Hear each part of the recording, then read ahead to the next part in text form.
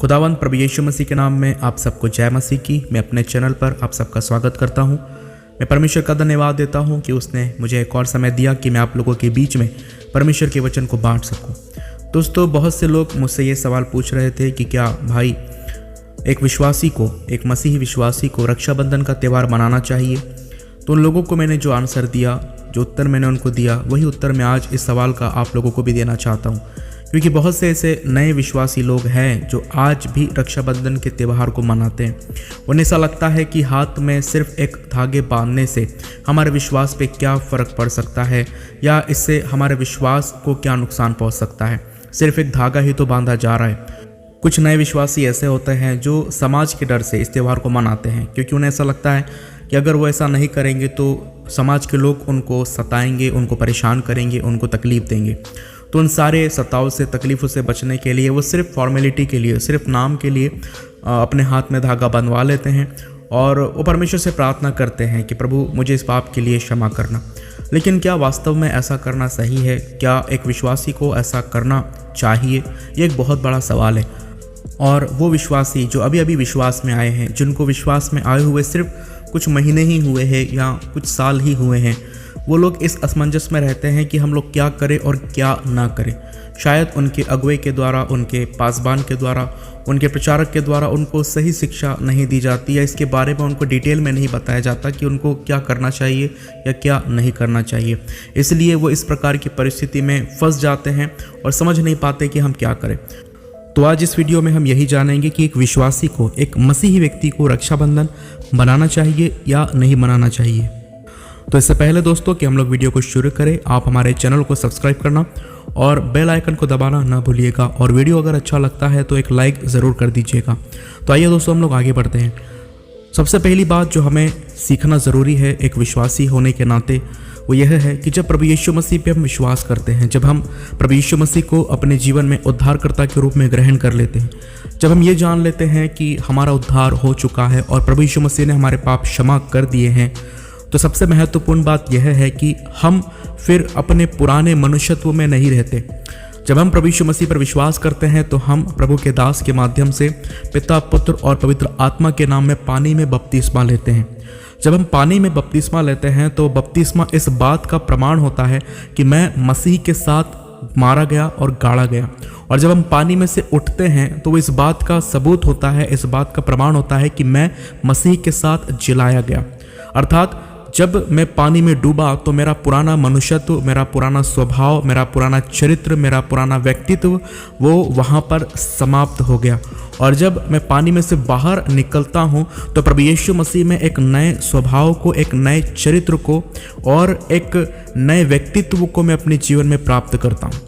तो जब हम मसीह में मर जाते हैं, जब हमारा पुराना स्वभाव मसीह में मर जाता है, तो हमें पुरानी बातों को पूरी तरह से छोड़ देना है। जो भी दुनिया में पाई जाती हैं, जितने भी रीति रिवाज है, जितनी भी परंपराएं हैं, जितने भी धार्मिक कर्म कांड हैं, उनको हमें करने की कोई आवश्यकता या कोई ज़रूरत नहीं रहती है।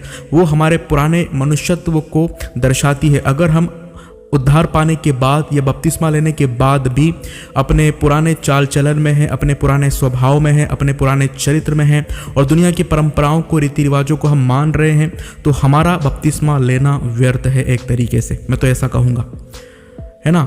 लेकिन बाइबल हमको इस बात को बताती है कि जब हम प्रभु यीशु मसीह पर विश्वास करते हैं तो हम एक नई सृष्टि बन जाते हैं। परमेश्वर हमको नया बनाता है, परमेश्वर हमको एक नया व्यक्तित्व प्रदान करता है, परमेश्वर हमको एक नया चरित्र प्रदान करता है।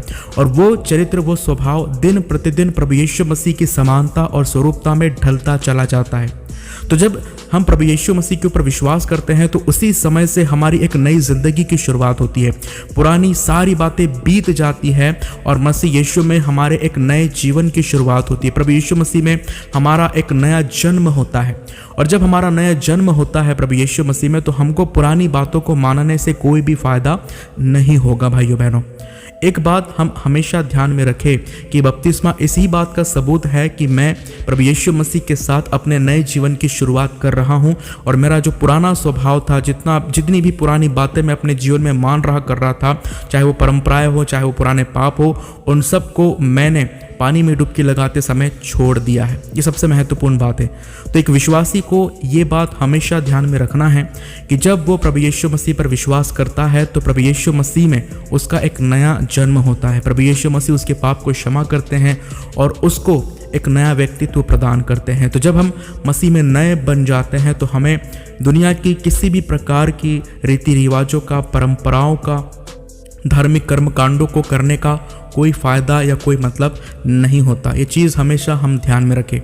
दूसरी बात जो रक्षाबंधन के समय में है या रक्षाबंधन के बारे में है, आने वाले माह में रक्षाबंधन का त्यौहार आने वाला है और मैंने ऐसे बहुत से मसीह लोगों को देखा है, ऐसे बहुत से विश्वासियों को देखा है जो इस समय में, रक्षाबंधन के समय में अपनी बहनों से अपने हाथ की कलाई में राखी बंधवाते हैं या वो धागे को बंधवाते हैं जो बहनों के द्वारा बांधा जाता है। अब इसके पीछे का उद्देश्य यह होता है कि उनके मन में या उनके मन मस्तिष्क में ये विचार रहता है कि जब बहन अपने भाई को राखी बांधती है तो वो इस बात की प्रतिज्ञा लेती है कि उसका भाई हमेशा उसकी रक्षा करेगा और इस बात का सबूत या इस बात का प्रमाण वो राखी है जो भाई के हाथ में बांधी जा रही है। अब एक बात मैं आप सभी लोगों से पूछना चाहता हूँ कि हमारी रक्षा करने वाला कौन है, हमें सुरक्षा प्रदान करने वाला कौन है? हमारा परमेश्वर यहोवा। परमेश्वर यहोवा ही हम सब को अपनी सुरक्षा प्रदान करता है। दाऊद अपने जीवन में इस बात को कहता है कि यहोवा मेरा शरण स्थान है, यहोवा मेरा ऊंचा गढ़ है, यहोवा मेरी ढाल है।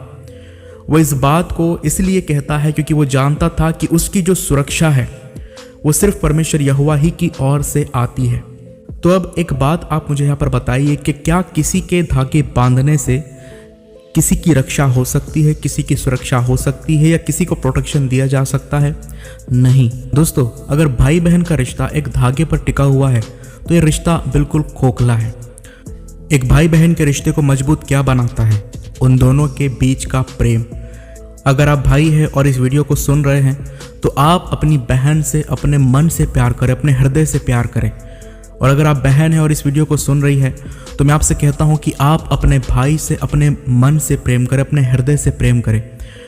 मेरी मसीह बहनों, अगर आप अपने भाई की सुरक्षा चाहती है तो आप परमेश्वर से प्रार्थना करें, परमेश्वर के समीप जाएं, परमेश्वर के निकट जाएं और परमेश्वर से प्रार्थना करें कि परमेश्वर आपके भाई को अपनी सुरक्षा प्रदान करे। जब आप परमेश्वर से अपने भाई के लिए प्रार्थना करेंगे, उनके अच्छे भविष्य के लिए प्रार्थना करेंगे, उनकी सुरक्षा के लिए प्रार्थना करेंगे, उनके अच्छे स्वास्थ्य की प्रार्थना करेंगे तो परमेश्वर आपकी प्रार्थना को जरूर सुनेगा।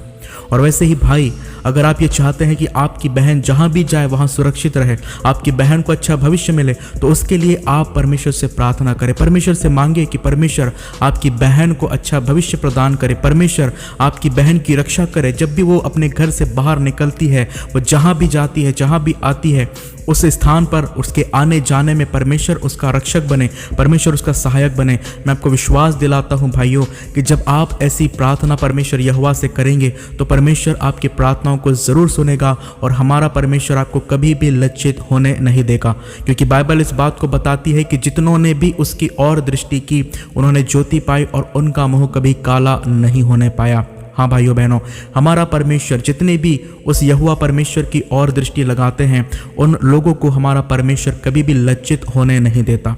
तो मैं आपसे फिर कहता हूँ, जो इस वीडियो को देख रहे हर एक विश्वासी, हर एक मसीही व्यक्ति जिसने प्रभु यीशु मसीह के ऊपर विश्वास किया और उद्धारकर्ता के रूप में प्रभु यीशु मसीह को ग्रहण किया है, आपका रिश्ता किसी एक धागे पर नहीं टिका रहना चाहिए। आपका रिश्ता टिका रहना चाहिए परमेश्वर के प्रेम के ऊपर, जो परमेश्वर ने अपने पवित्र आत्मा के द्वारा हमारे हृदय में दिया है, हमारे मन में डाला है। मैंने ऐसे बहुत से परिवारों को देखा है जहाँ पर जब भाई को ज़रूरत रहती है उसकी बहन की, जब भाई को लगता है कि कोई उसका रिश्तेदार, कोई उसकी बहन या कोई उसका भाई आकर उसकी मदद करे उसकी आवश्यकता के समय में, तो उसका कोई भी भाई और ना बहन उसकी मदद करती है उसकी उस तकलीफ़ के समय में। और मैंने से कई बहनों को भी देखा है जो अपने जीवन में बहुत परेशानी में रहती है, बहुत दुख में रहती है, बहुत तकलीफ़ में रहती है और उस समय वो उम्मीद करती है कि उसका भाई, जिसको उसने राखी बांधी थी, जिससे उसने ये प्रतिज्ञा ली थी कि उसके सुख दुख में उसका भाई उसका साथ देगा और उसका भाई उसकी हर समय मदद करने के लिए तैयार रहेगा, उस भाई की वो रास्ता देखते रहती है इस उम्मीद से कि उसका भाई आएगा और उसकी मदद करेगा, लेकिन उसका कोई भी भाई उसके पास उसकी मदद करने के लिए नहीं आता। तो ऐसा बंधन किस काम का, ऐसा रिवाज किस काम का, ऐसी परंपरा किस काम की, जब भाई बहन के या बहन अपने भाई के काम न आए। कई बहनें हर साल अपने भाई को इस उम्मीद से राखी बांधती है कि उसका भाई उसकी मदद करेगा, उसको सुरक्षा देगा, लेकिन वह भाई मौके पर या समय पर उसकी बहन के साथ नहीं होता। तो क्या मतलब, ऐसे रीति रिवाजों को पूरा करने से क्या फ़ायदा, इसका कोई अर्थ या इसका कोई मतलब ही नहीं बनता। भाइयों बहनों, अगर आप मसीह में हैं, अगर आप विश्वासी हैं, अगर आपने प्रभु यीशु मसीह को अपने जीवन में ग्रहण किया है, तो आप अपना भरोसा, अपना विश्वास सिर्फ प्रभु यीशु मसीह पर रखें। और अगर आप अपने बहन की, अगर आप अपने भाई की सुरक्षा चाहते हैं, तो उसके लिए आप परमेश्वर से प्रार्थना करें। एक बात हम हमेशा ध्यान में रखें कि हम जब मसीह में आते हैं तो हम नई सृष्टि बन जाते हैं। पुरानी बातें, पुरानी सब चीज़ें बीत जाती हैं। हम मसीह में एक नए स्वभाव को, एक नए चरित्र को प्राप्त करते हैं, और हमारा वो नया चरित्र, हमारा वो नया स्वभाव, हमारा वो नया मन प्रभु यीशु मसीह के समानता में ढलता जाना चाहिए।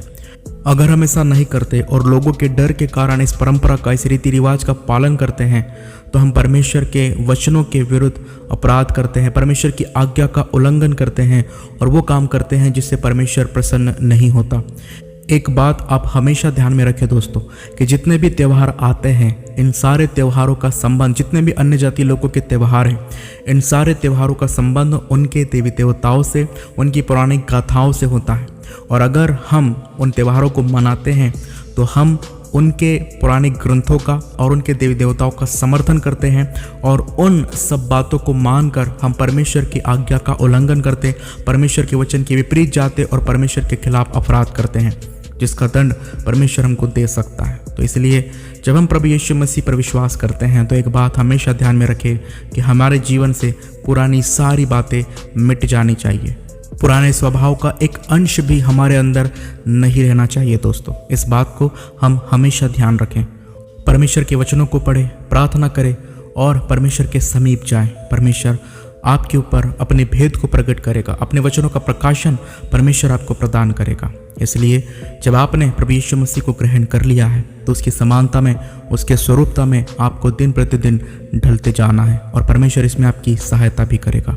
परमेश्वर इन बातों के द्वारा आप सबको आशीष दे। परमेश्वर का अनुग्रह आप सबके ऊपर बना रहे। आप सबको जय मसीह की।